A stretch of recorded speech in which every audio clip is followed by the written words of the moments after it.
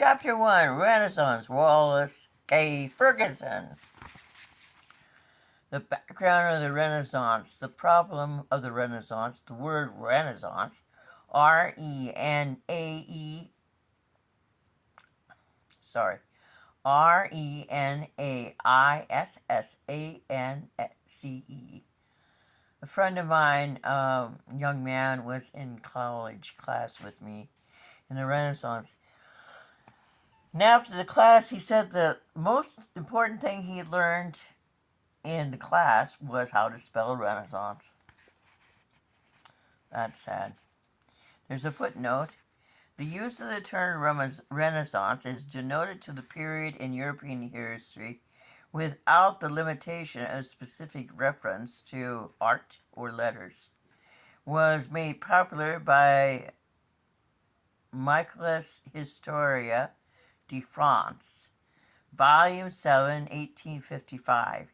It was then taken over into German and given a much wider acceptance through the influence of Buchenhardt's Die Culture die Renaissance in Italian 1860. Since then, the French word has been used by English and most other European historians.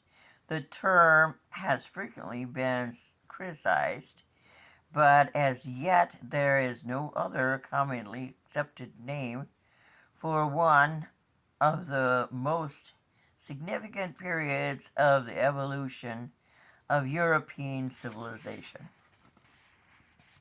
I love footnotes. Renaissance has long carried overtones of glamour, such as have been associated with the other period of European history. To the average reader, it evokes a brilliantly colored picture and the age when all life was a work of art, an age of versatility, Superman of culture, princes, condottieria,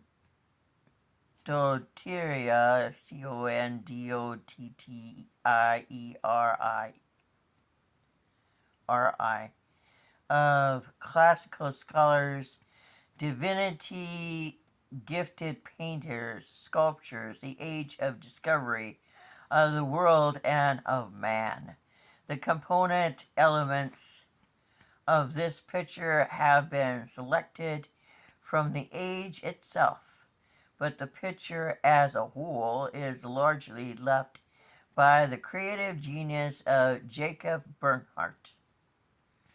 For more than a generation, however, scholarly critics have been attacking Bernhardt's conception of the Renaissance from the most varied points of view, so that though it remains commonly recognized historical point, there is no longer any general agreement as to its character, its causes, or even its geographical and chronological limits. It has therefore, in fact, become the most intractable problem child of historiography. Anything in history is always spelled with a capital letter. Renaissance, World War I, World War II, Black Death, Roman history. Any period distinctly is capitalized. And numbers, you can write 1, 2, 3, 4, 5, 6, 7, 8, 9, 9, up to 20. And then after 20, every letter, every number is written out. Sometimes I stick in a regular number, and then when I'm actually editing, I will go back and write that number. It takes more time.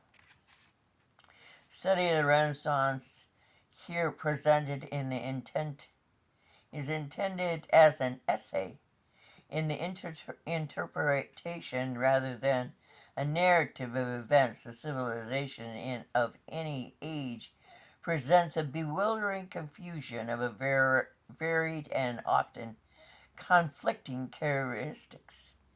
It is one of the most important duties of a historian to select and arrange these characteristics so that they form part of a reasonable intellectual picture.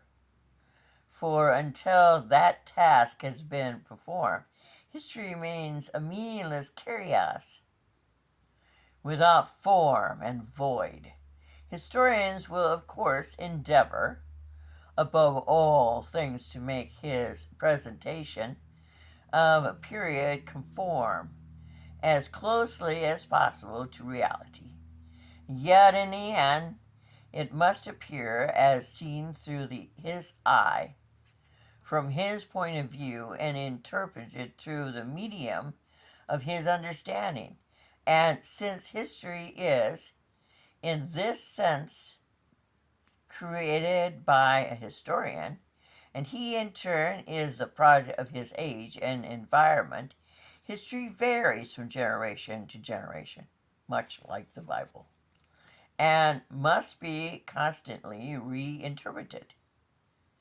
That does not mean that history written in the past is not of great value.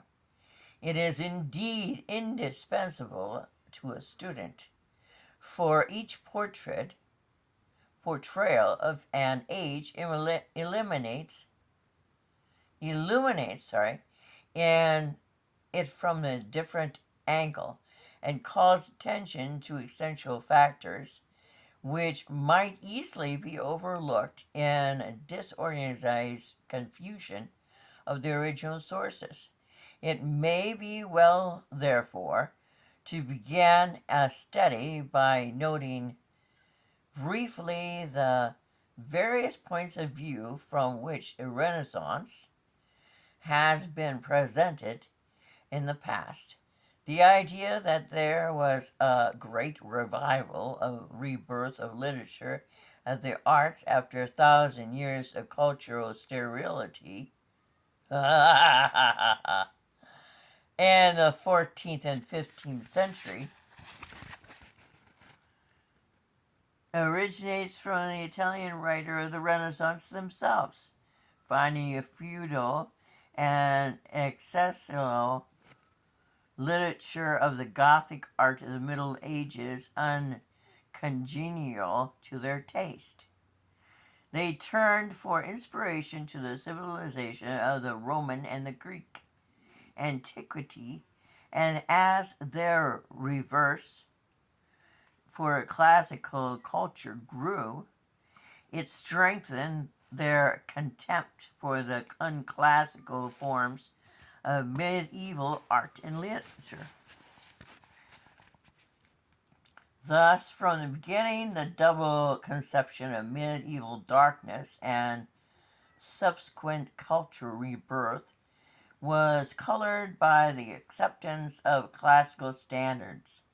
Thanks to the predominance of the classical in European culture, this attitude continues to exert a powerful influence on the interpretation of cultural history for centuries, of the revival of antiquity being generally accepted as the essential mark of the differentiation between the culture of the Renaissance and that of the Middle Ages, as well as most valued justification of the former claim of superiority.